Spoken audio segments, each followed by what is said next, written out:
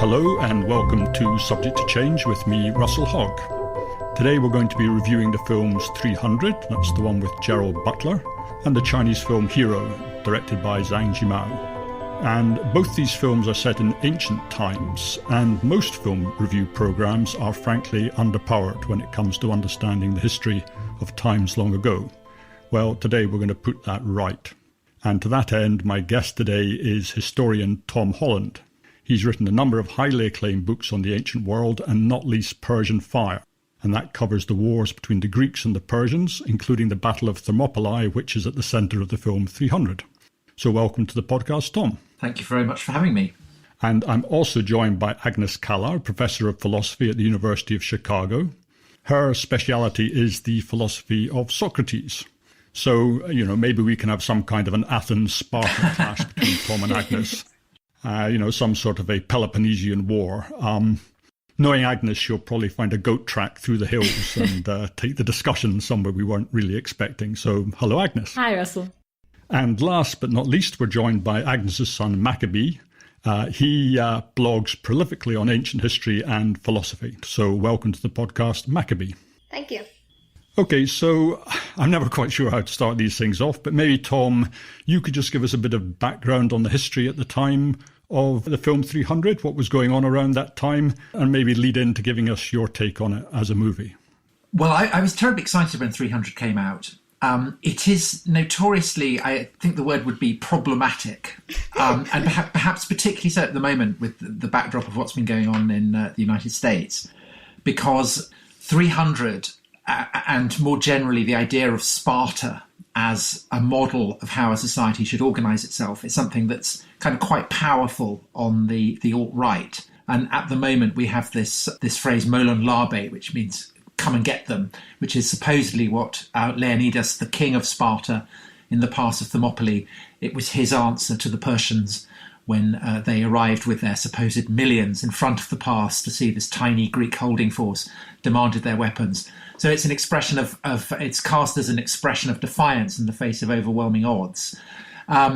So you can see that Sparta, in many ways, and I know that Agnes will have much more to say about this than I do, has kind of served as a counterpoint to the model of Athens, and indeed in Athens served Athenians themselves, particularly those who we might describe as being perhaps further to the right, as a kind of model of behaviour. And that tradition, the idea that militarism in itself is a good, that the body of citizens matters more than anything else, that everything has to be subordinated to a kind of military ethos, even to the degree that babies, when they are born, have to be prodded and poked and tested. And if they don't measure up to the fitness requirements of the state, then they get thrown away. So you have principles of militarism, you have principles of eugenics, you also have principles that this militarized master race should establish their rule and rest on the labor of an entire slave population, what the Spartans called helots, Messenians who lay on the other side of the Dagatos Mountains from Sparta and who'd been conquered and reduced to serfdom. So militarism, eugenics, the conquest of people who are seen as a kind of lesser breed. You can see the appeal of this to fascists and specifically to Hitler and the Nazis. The idea that you could subordinate entire peoples, reduce them to heritage, was something that actively motivated the Third Reich's plans for the conquests in Poland and in Russia. So there is a kind of darkness there. Indeed, the idea of standing firm against ravening hordes was part of the way in which the Battle of Stalingrad was presented to people back in Germany during the Second World War. So that is the dark side. Against that, Sparta has been hugely admired as well. It provided a universal education to girls as well as boys, and this provided a template for Thomas More in Utopia and then the model of public schools in England in the 18th and 19th century, and fed through to the ideal of universal education in the 20th century. So that's a kind of more positive strain. And of course, specifically, the idea of defending freedom, of defending the right of your city, perhaps your nation, to do as you wish against conquest, and the notion that a very small number of principled men can stand firm against overwhelming odds.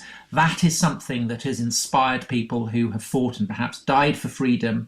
Again, over the course of the centuries, it inspired Montaigne, it inspired Byron, famously. He wanted, just one of the 300 who died at Thermopylae to come back, and then perhaps the Isles of Greece would be free. And Byron, of course, himself went on to die in the cause of Greek freedom. William Golding, after the Second World War, when he visited Thermopylae, again said, a little part of what I am, a little part of what makes me free is down to Leonidas. So Thermopylae and Sparta generally is a kind of really interesting lightning rod for tensions, I think, within Western society today, but also the way that we look back and interpret the classical past. 300 absolutely serves as a lightning rod for those issues. And 300 definitely comes from the Sparta is an uncomplicated representative of liberty and freedom, that Leonidas is a martyr, and his 300 are martyrs for the cause of liberty and freedom, and that is absolutely the kind of framework that explains the context of the film, the way that it's structured. Now, this requires the suppression of certain elements, of which the Helots, the fact that Spartan supremacy was founded on the systematic oppression of the Messenians, is one thing that's not mentioned. However, what I think is very striking about 300, and one of the reasons why I think it's well worth watching, is that it is actually, in many ways, very brutally true to authentic Spartan principles. So the film begins with eugenics. It begins with the discarding of infants, babies, who have not measured up to the exacting standards of the Spartan officialdom. And this is presented uncomplicatedly as a positive, as a good thing, as something to be celebrated. And it has to be said that there aren't many mainstream Hollywood films that would promote eugenics as being, brilliant. In another way, 300 is also incredibly true, I think, to a kind of authentically Greek spirit, again, in a way that is perhaps potentially unsettling for people in modern liberal society, which is that in 300, the man who, according to Herodotus, the great historian whose account of the Battle of Thermopylae essentially we're dependent on for the narrative of it, the Spartans hold the pass, and the other Greeks who are with the Spartans. And a local man called Ephialtes approaches Xerxes, the Persian king, and says there is a mountain pass that leads round the back. And Xerxes sends the immortals, his crack guard, to go to this mountain pass. And even though Leonidas has stationed some men to try and block this, they retreat as the immortals come along this path, and the pass is sold, and the Spartans are caught in the rear and are wiped out. Now, in 300, Ephialtes is cast as a hunchback. He is someone who is physically ugly.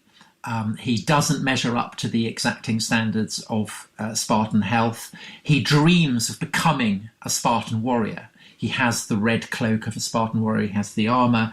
And as Leonidas and his 300 men are going to the pass, he approaches Leonidas and says, please, can I participate in the defence? Now, if this was a conventional Hollywood film, he would pass muster. He would become one of the band of brothers. He would attain validation. He might die there, but he would become a hero, because that's the role of people who seem to be disadvantaged in Hollywood films. They always come through. In this film, 300, Ephialtes turns out to be as morally ugly as he's physically ugly. His physical deformities turn out to be moral deformities. And that is much truer to the way the Greeks understood the relationship of physical beauty and moral beauty than perhaps is generally accepted by today's liberal standards. And the effect of that, I think, is to make of 300 a kind of parody of conventional war films in which, you know, the outsider gets to be integrated into the band of brothers. In this one, he doesn't. He absolutely turns out to be the villain. So I think that also is kind of fascinating as a riff on why, in many ways, 300 is a film that I think would have been approved by the Spartan Film Board. I think they would have liked it, and I think it makes of 300 a kind of far more authentic portrayal of ancient Greece than almost any other film set in ancient Greece or indeed ancient Rome that I can think of, because everything that makes liberals uncomfortable is precisely what makes it kind of true to Spartan mores. I mean, traditionally, when you have a sword and sandals epic, there's almost invariably someone smuggled in who portrays the attitudes of the audience. So traditionally, that was a Christian, Demetrius and the Gladiators, or Ben-Hur, or whatever. You put in a Christian to embody the perspective of the audience. More recently, it's become a kind of a Democrat or a liberal. So you think of Gladiator. Derek Jacobi plays someone who wants to restore the Republic and supposedly, I don't know, kind of, democratic values or whatever. But in 300, you do not have that. And of course, the final demonstration of Greek attitudes that we might feel uncomfortable with is the attitude towards the Persians. The Persians in 300 are literally monstrous. Many of them are kind of demonic. They have rhinoceroses, they have monsters, they have all kinds of things that obviously the real Persian invaders did not have. They also have a king, Xerxes, who is portrayed as a kind of 15-foot drag queen. Again, Xerxes was not a 15-foot drag queen. However, again, there is a kind of truth to this, a truth to how the Greeks saw the Persians that is, I think, brilliantly conveyed in that image of Xerxes, because the Greeks were very conflicted in their attitudes towards the Persians. On the one hand, they saw them as terrifying enemies. The Persian king, the king of kings, they knew ruled the greatest empire on the face of the planet. He was the most awesome adversary that anyone could face. And so he merited respect in that sense. At the same time, the Greeks had the sense that the Persians were barbarians and essentially effeminate because they wore, of all things, trousers. So you have a fusion. They're terrifying and they're effeminate. And the portrayal of Xerxes in 300 brilliantly conveys that sense. So what you're seeing with the portrayal of Xerxes in 300 isn't what Xerxes was actually like.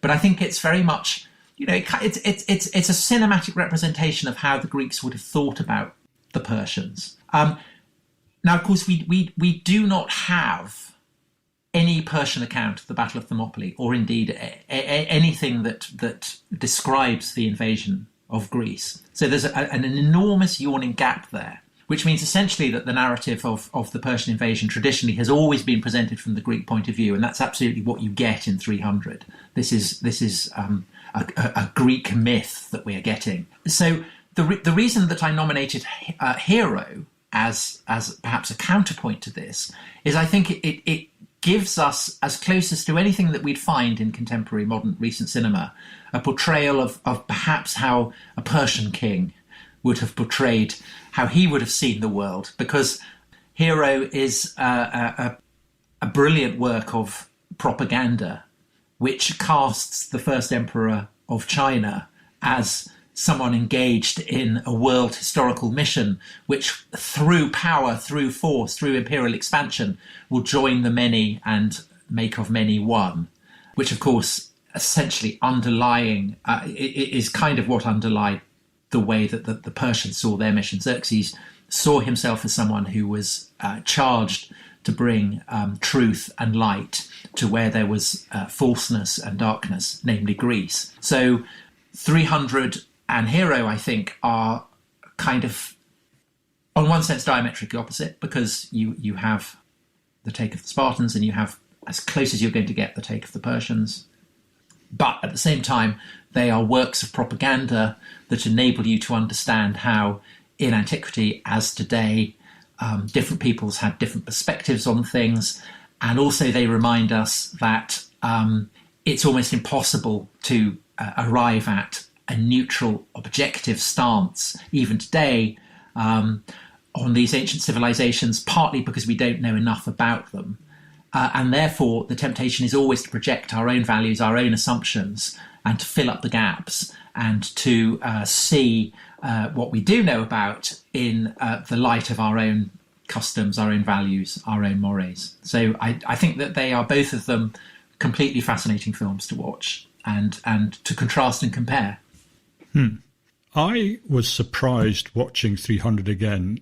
My memory of it was that it was hopelessly inaccurate, but actually when I watched it, pretty much everything in it is either as it was described or it's sort of a conflation. So when he goes up to the Ephors, well, okay, the Ephors, that was not exactly how it was, but they did all trek off every so often to the Pythia to get their answers from the oracle. And I thought, okay, so they have simply taken something and they've combined the two. And really throughout it, I was quite impressed of just how many things on the list they were ticking off, either directly or else in a sort of a compressed form. Well, famously, one of the descriptions of what we know about Sparta, one of the most influential of them, was called the Spartan mirage. So there is this sense that almost everything we know about Sparta is a kind of myth, whether promoted by the Spartans themselves or more generally, because the Spartans didn't write much, by other Greeks who were obsessed by them. You know, the Athenians were obsessed by them, the Thebans were obsessed by them. So an awful lot of what we know about Sparta is a myth, which is obviously what 300 is making play with. Now, I think that the image of the ephors as the embodiment of a kind of particular level of superstition, that again is something that Greeks would have recognised. The Spartans were notorious for, some would have described them as superstitions, others would have said respect for the gods. Notoriously, when the Athenians were facing the Persians at Marathon 10 years before Thermopylae, and Phidippides, the long-distance runner, arrived in Sparta to ask the Spartans to come to their help. They couldn't because they were celebrating a festival sacred to Apollo, and they didn't want to risk annoying Apollo. And the Spartan kings were always sending people to consult with Apollo at Delphi. They had their own special messengers who there were two Spartan kings. And each Spartan king had his own messenger who he could send to Delphi at any point. Now, I think one glaring example of where there is massive anachronism, and this I think derives from Frank Miller, who wrote the comic strip on which 300 is based, is that he casts Leonidas as a defender of kind of rationalism and enlightenment, and the ephors are the kind of grotesque, hideous monsters who the embodiment of superstition. And so Leonidas is cast as a kind of ripped Voltaire, standing firm not only against the Persian kings but against superstition and backwardness. Now that is an absolute fantasy. That's a modern fantasy. That's a Frank Miller fantasy. Leonidas was spectacularly superstitious by our reckoning, as all Spartan kings were. And indeed, one of the reasons, almost certainly, why he goes to Thermopylae, why he refuses to countenance retreat, is that an oracle had been delivered to the Spartans by Delphi, saying that Sparta would be burned unless a Spartan king dies. And the reason for that is that the Spartans had killed one of the Spartan ambassadors, and that's kind of that is shown in a famous scene in 300. That's the "this is Sparta" moment where Leonidas kicks the Persian ambassador down the great well. That had actually happened before the Battle of Marathon. So 10 years previous, I think actually 11 years previously. But it then, the sacrilege haunted the Spartans, and they sent ambassadors to the Persian king to try and expiate the blood that had settled on them. And I think that Leonidas, in a sense, is offering himself up as a blood sacrifice so that Sparta won't burn. And I'm sure that in the context of Greek attempts to weaponize what was actually a pretty devastating defeat, Thermopylae was a pretty inglorious debacle. Refining it and recasting it as something where Leonidas had heroically sacrificed himself for the good of Sparta and by extension Greece was something quite important. I mean, none of that gets into 300 because it wouldn't go with the presentation of it. But actually, I think the idea that Leonidas is a kind of a Richard Dawkins figure is the most glaring anachronism in the whole film. Macabee, what was your take on the film, and did you find it convincing historically? As Tom was saying, I feel there's several aspects of it. There's the sort of spiritual presentation, and then there was the actual physical interpretation of the Battle of Thermopylae. On the physical interpretation, there were a lot of inaccuracies. I noticed the one part where Leonidas is explaining to Ephialtes, the later traitor, he's saying each Spartan has to protect a man on his left with his shield, and we're in this super, tight formation. And then seconds after the Persians hit their line, they just immediately break and start doing cool anime moves. So the physical representation, there was a lot of problems, including all the monsters and stuff in the Persian army. But with the sort of idealism of it, it did, as Tom was saying, sort of represent a lot of the ideas that the other Greeks had about the Spartans. To make an analogy, sort of, if you know about Babylon and Assyria, that's kind of like Athens and Sparta. Even before the Greeks or anything, there was these two city-states in modern day. I think it would be Iraq or something. And Babylon was supposed to be a city of the arts and philosophy and literature, and Assyria was supposed to be a city of the warriors. And they were both conquered by Persia, which is a little ironic. And I think the Greeks sort of had that idea about Athens and Sparta, and that the problem is Greeks again had conflicting views about this. So the only person to really give us an account of Thermopylae is Herodotus, a Greek historian, who was actually a big admirer of Sparta, and so he probably buttered up the story a lot for them. He made them look much better than they did. That is, he was the only person accounting this, and other people accounted his works, and there was lots of adaptations, including a graphic novel, which got made into a movie. The problem is, when looking at history, you sometimes will have only one viewpoint, which will be funneled into a lot of stuff. So, but I certainly agree that this was in general the Greeks' view. That is, whether it was actually realistic or not realistic, that it is true that the Greeks this was an adaptation of their view. Can I ask you something, Tom? Because I don't know if you follow sort of ancient history Twitter at all, but there's been a number of sort of threads over the last, 6 months, a year, where the poor old Spartans have had a terrible pummeling from people like Brett Devereaux and others. And I think he even had a long sort of series in his blog saying this isn't Sparta. And he goes through and explains why Sparta is not actually so very impressive. And it's quite convincing. But the thing that's always lurking in the back of my mind is, well, the other Greeks seem to find Sparta impressive. And they were there. So what's your take on that, if you have one? In what sense are the Spartans not impressive? Well, in the sense that they say, whenever they go out to fight the Athenians in the Peloponnesian War, they can only go out for about a week and a half and then they run out of food and have to go home. If you look at their war record, actually, yes, they win some battles, but they probably lose just as many as they win. There was nothing particularly special about the Spartans. And I just think, well, the other Greek states seemed to think they were something, so wouldn't they know better? Yeah, I mean, the Spartans are widely seen as completely terrifying adversaries. And, there are records of people running away rather than face them. And the Spartan elite did train for war. They were physically primed for it. They drilled. They could do things with the phalanx that other amateur warriors simply couldn't comprehend. And one of the reasons why the Spartans didn't cut a tremendous dash in the Peloponnesian War is there's a clue in the word Peloponnesian. The Spartans didn't like to go beyond the Peloponnese. I mean, basically, they didn't really like to leave the territory of Sparta. They were a very provincial and crabbed people.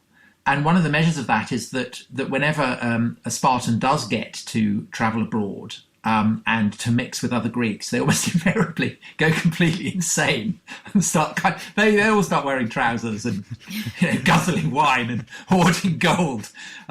So it's it's like someone who's never experienced a nightclub or anything, getting their first taste of nightlife or something. But the measurement of what's impressive, of course, that's the difficulty, is because our standards of what counts as impressive are not those of a Greek in the 6th or 5th century, and even less a Spartan. The Spartans, in a sense, create their own standards of what is impressive, and they simply don't care whether other people don't agree with them, because they're Spartans. And and the measure of what makes a Spartan impressive is the law that supposedly was given to Lycurgus by Apollo. And Apollo himself says of Lycurgus, he's not sure whether he's a god or a man, but Apollo is inclined to think that he's a god. So therefore, in a sense, the law of Lycurgus, which every Spartan has to live by, in a sense, is God-given. And therefore, why should the Spartans care what other people's standards of what's impressive are? And the Spartans famously, they become top city in the wake of the Peloponnesian War, and it's very brief. And then they get pummeled by the Thebans, and then of course you get the emergence of Philip and Alexander of Macedon, and the Macedonians put all of Greece in their shadow, and then of course the Romans. But right the way up to the final extinction of Greek freedom, the Spartans do kind of hold out. There's a kind of slight Brexit quality to their refusal to join the various leagues and unions that other Greek cities set up in a kind of vain attempt to hold off the juggernauts of first Macedon and then Rome. Spartans absolutely refused basically to play ball. And of course their fate ultimately is to become a parody of what they had been. So by the 2nd, 3rd centuries, Spartans exist to provide Roman tourists with spectacles of bloodshed and in temples and whippings and things, which, maybe warning from history about what will happen with Brexit. Who knows? Who knows? One thing I noticed about the Spartans is there any other Greeks that have so many good one-liners? No, and that's part of so it's to be laconic. It's still a word we use today. The idea that you only say what you have to say, and therefore, because you hardly ever talk, when you do talk, you have to pack an enormous amount into the very few words that you're articulating. And what's interesting about it is that it's as true of women as it is of men. So Spartan women are famously forthright, ready to speak their mind. Gorgo, who is played by Lynn Headey in, later to star in Game of Thrones in 300. She has plenty of sayings attributed to her. Even as a child, she's very feisty, according to Herodotus. So yes, Spartan ideals are expressed through laconic statements as well as through military prowess. I think my favourite was, and I don't know whether this one is terribly well attested, but apparently Philip sends a message saying that if he invades Laconia, he will crush them, never to rise again. And, they send back their message, if, and that's it. And he doesn't come, no. He doesn't crush them. But of course, he could afford to just leave them. I mean, they were provincial. They didn't matter. They didn't count. At that stage, they don't matter. Agnes, what was your take on the movie? I liked it a lot more than I thought I would. I liked the thing that Tom mentioned, where there's no sort of shrinking away from what is unpalatable to us about the Spartans. So the eugenics, actually the killing of the messenger, putting that right in the beginning of the movie is like kind of shocking. And it really, I think, sort of sets the tone for the sort of Spartan ideology of freedom through separatism, right? And the whole movie in a way reinforces that. It's like the Spartans are kind of the only humans, or the only real humans, right? So the Persians are kind of depicted as like not being quite human, probably through all the body piercings and stuff, like so that they look alien to us, and they have all the weird monsters, right? And then Ephialtes, right, is also that he's like not a Spartan through, like, on the basis of his appearance, right?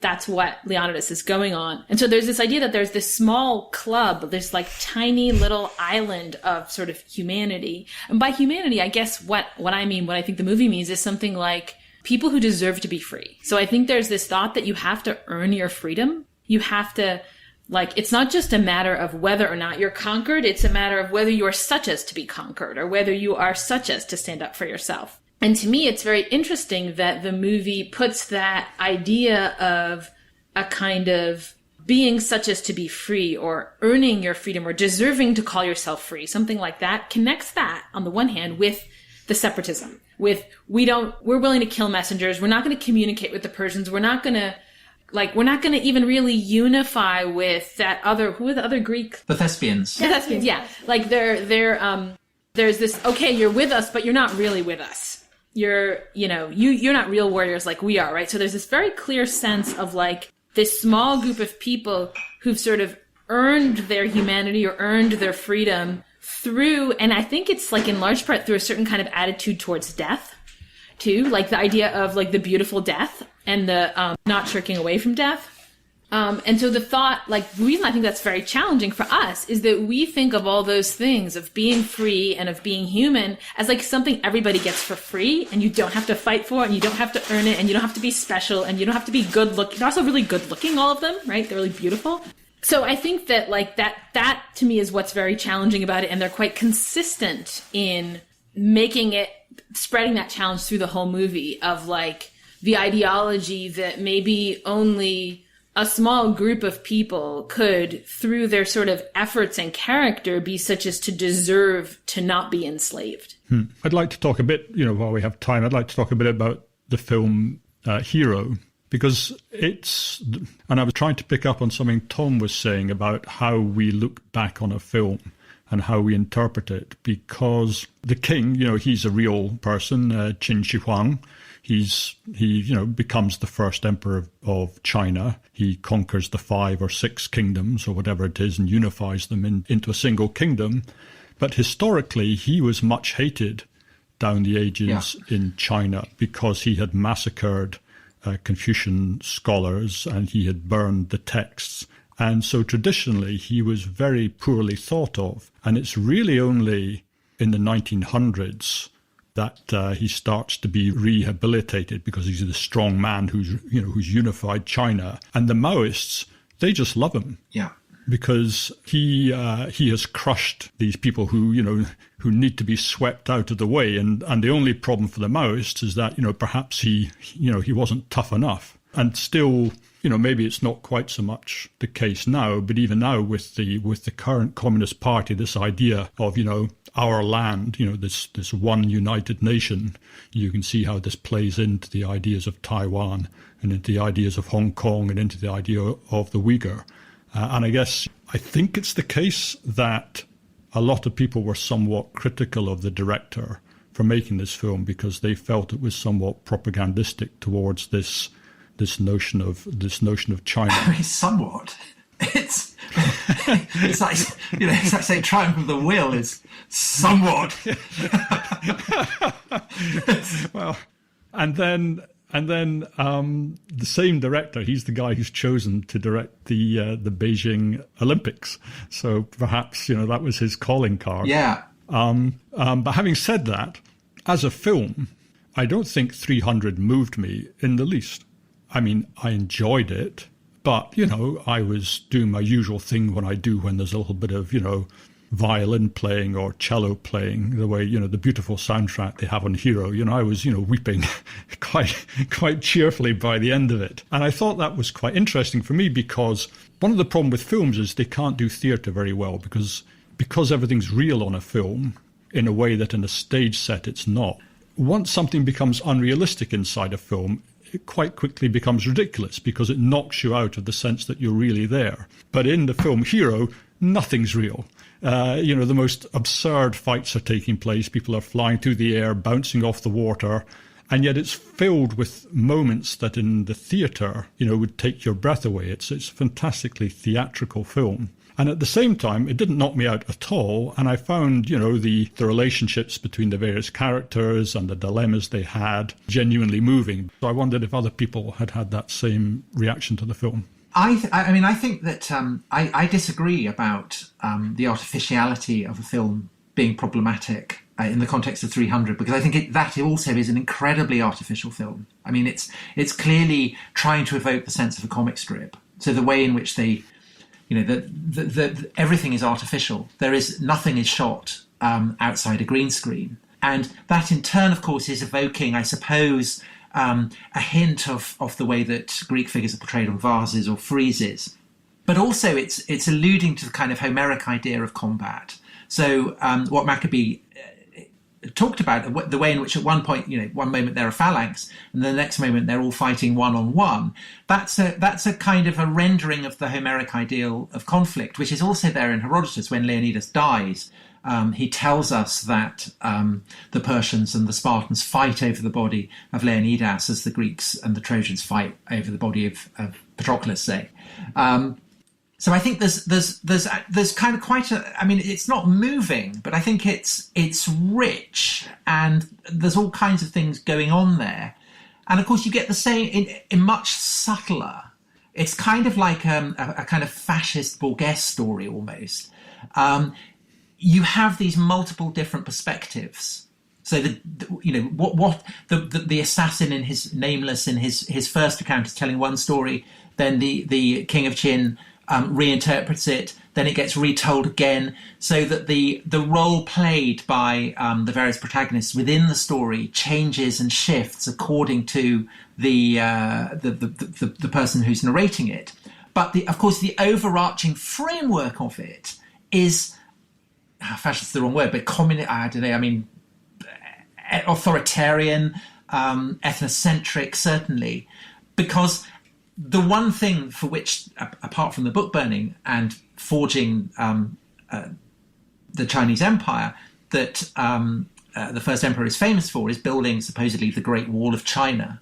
And the film ends with the shot of the Great Wall of China. Now, that the imagery, the stretch of the Great Wall that it shows is, of course, does not date from the time of the first emperor. It dates from the Ming. And it's a stretch of wall that was actually repaired by the communists to serve as a showcase. That's where Richard Nixon went. That's where he said, it's a great wall for a great people. But the idea that China can be enclosed within a wall, and that wall, rather than being a sign of weakness, is a sign of strength, and that is what our land is about, that it's contained within this wall, that is kind of fundamental to the fantasy, the theatre, the multiple perspectives, the multiple narratives that you get within it. It's framed within this wall, what you might call now the Great Firewall of China. There's no getting out of it. And I think that is why it's so interesting, because again, you would never get that in a conventional Hollywood film. You'd never have a Hollywood director making a film that kind of praises authoritarian autocracy in that way. But, from the point, if you want to try and get in the minds of ancient empires, it's as good a way of getting in as 300 is getting into the minds of the Greeks. They're not obviously exactly holding up mirrors to antiquity, because there's too much going on. But they are better, I think, than anything that a conventional Hollywood director would be able to come up with. And who did you think was the hero of Hero? I think that the hero of Hero is, objectively, it's Nameless, who offers himself up. He's a martyr to the cause of China. He has to be put to death, but then gets the death. He has the funeral of a hero, so it ends with a hero's funeral. So I'm assuming that he's the central protagonist. But of course, the real hero is the first emperor, who will join our land and create it and forge it and hand on a legacy that the film itself bears witness to. Agnes, what was your take on Hero? So it was really great to watch these two movies together, because in a way, one was about the kind of propagandistic elevation of insularity, of treating everyone other than you as other, that needs to be repelled, right? Even a messenger. And then the other was a kind of propagandistic praise of conquest. And I think, in a way, for me, it's like what it showed is that the propagandistic praise of conquest is a little more interesting, in that the way that Hero did it that I thought was great was the sort of subjugated people, right, represented by Nameless and the other characters. They eventually come to see eye to eye with the Emperor. They're like, please take us over, right? By the end, in a way, right? But it doesn't happen immediately. It happens through these kind of repetition of the same narrative multiple times that show them coming to inhabit one another's point of view. Because like the first narrative, right, is obviously constructed by Nameless with a certain model of the mind of the Emperor. I have to tell him the kind of story that he's going to buy and let me do this, right? And then the Emperor constructs another story, right, which represents his model of Nameless's mind and Nameless's world. And so they're like working back and forth, in effect, to try to understand one another, right? And that's what the progress of the movie is, this progress in mutual understanding, where at the end of it, it's like, it's sort of, there's this, it's a tragedy in a way where they achieve this perfect understanding. And yet, Nameless still has to die. But we're supposed to see that as tragic. And we're supposed to see that, like, in some sense, like the deeper meaning of the subjugation and the conquest is that it has been agreed to and sanctioned by the people who are killed and conquered. So I thought that the story of kind of, so to speak, them seeing eye to eye is just a more interesting story than the story of these people are other and they're not even human and we're repelling them just intrinsically. Yeah, I wouldn't have focused in that way if we hadn't been watching the two together. Well, one other thing I think that again is kind of unusual and joins the two films is that both of them portray war as being incredibly beautiful. The maneuvers of the Spartans, they're incredibly beautiful, balletic, toned, and despite the insistence of Leonidas that he despises the boy lovers of Athens, fabulously gay. They're very tight black speedos, right? So it makes of war something beautiful, which I think is true to the way that Spartans probably saw war. And in Hero, you have the conflation of mastery of individual combat with calligraphy and the beauty of calligraphy, and then on top of that, you have the beauty of the arrows, which again is a kind of common thread between the two. There's the famous quip in 300 that the arrows of the Persians are so many that they will blot out the sun, to which the Spartan wittily replies, "Good, then we can fight in the shade." And again through Hero, you have this sense of arrows that blot out the sun, and they're far more devastating in their effect than they are in 300, but they are kind of eerily beautiful. And again, it kind of makes of violence and war and destruction and death something beautiful, which again is kind of, I think, unsettling. It's not the kind of thing you get in a conventional Western film. I was interested at the end, the king kills Nameless. He's kind of made to, isn't he? He has no choice because the people demand it. That was the interesting bit because, maybe he's the hero until then, but now he's turned from a hero into a puppet. And I suppose all the sort of the warrior heroes, they have agency. Whereas at the end, the king is seen not to have agency. He has to do what these black crows around him insist. I don't think so. I think it's, he personally would like to pardon Nameless because he admires him as a great warrior and his kind of selfless vision, and he spared his life and everything.